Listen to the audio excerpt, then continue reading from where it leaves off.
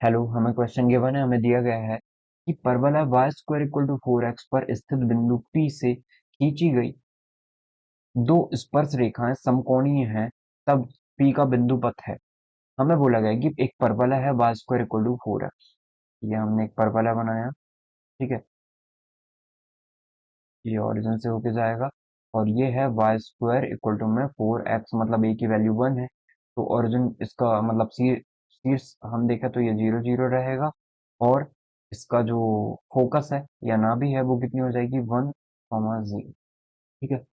अब हमें क्या बोला गया है कि पर स्थित बिंदु Y square equal to 4x पर स्थित बिंदु P से खींची गई दो स्पर्श रेखाएं समकोणीय है, तब P का बिंदु पथ आपको बताना है कितना हो।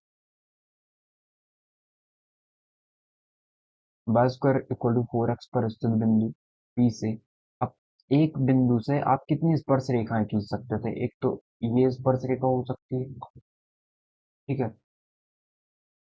एक तो ये स्पर्श रेखा हो सकती है। इसी बिंदु से एक बिंदु से तो एक ही स्पर्श रेखा खींची जा सकती है ना। अ, आप ना यहाँ पे 1 मिनट सुधार लीजिएगा, ये जो इंग्लिश से हिंदी कन्वर्जन हुआ होगा उसमें ये गलती होगी। पर स्थित बिंदु नहीं, परवलय बाय स्क्वायर पर स्थित नहीं होगा, ये कहीं बाहर कोई पॉइंट होगा पी, जो कि इस पे टेंजेंट ड्रॉ कर रहा होगा, 90 डिग्री पी पे बन रहा होगा, इसका मतलब ये है। ठीक है, तो आप ये थोड़ा सा सुधार लीजिएगा तब पी का बिंदुवत, क्योंकि आप खुद सोचिए कि किसी भी आप वक्र पे कोई भी मतलब पॉइंट से दो स्पर्श रेखाएं नहीं खींच सकते, एक ही स्पर्श रेखा खींची जा सकती है। तो हम पी एक पॉइंट मान लेते हैं पी। तो एक स्पर्श रेखा हम ड्रॉ कर लेते हैं यहाँ पर, ठीक है। और एक स्पर्श रेखा हम यहाँ पे ड्रॉ कर लेते हैं इस तरीके से, और ये आके 90 डिग्री बनाएगा। अब हमें एक कंडीशन पता है कि जब भी दो स्पर्श रेखाएं इंटरसेक्ट करके 90 डिग्री बनाती हैं तो वो जरूर से डायरेक्ट्रिक्स पे आती हैं, नियता पे आती हैं, नियता पर इनका 90 डिग्री बनता है। इसका मतलब आप डायरेक्ट ये बोल सकते हो कि यहाँ से यहाँ तक की डिस्टेंस कितनी है 1, तो यहाँ से यहाँ तक की डिस्टेंस हो जाएगी -1। ठीक है, इसका मतलब ये जरूर से x इक्वल टू -1 हो जाएगा।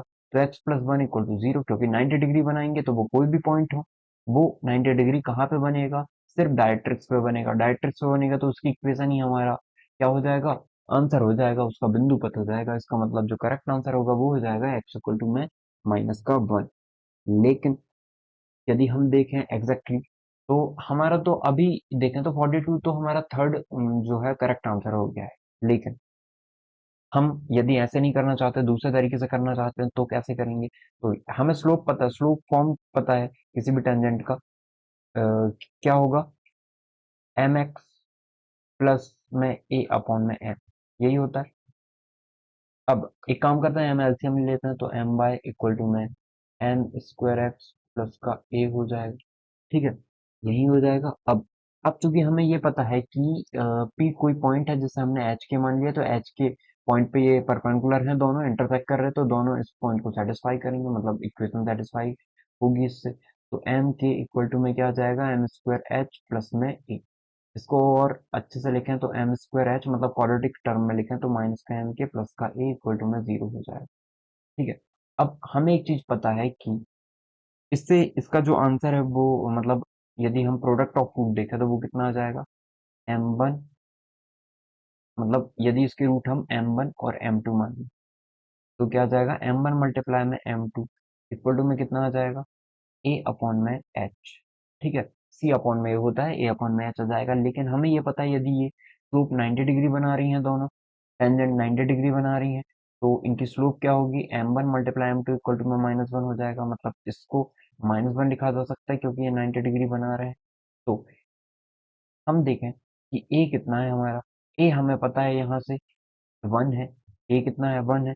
तो हम बोल सकते हैं कि H equal to -h equal to में ए आ गया है, और ए की वैल्यू यहाँ हमने देखी अभी कि यदि कंपैरिजन करें तो 4, ए इक्वल टू में 4 है तो ए की वैल्यू 1 आ गई है।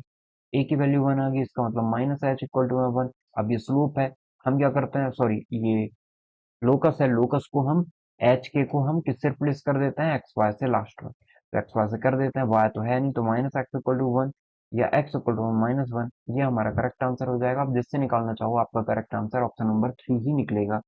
ओके, आई होप आपको समझ में आया होगा। Your correct answer is option number 3। Thank you.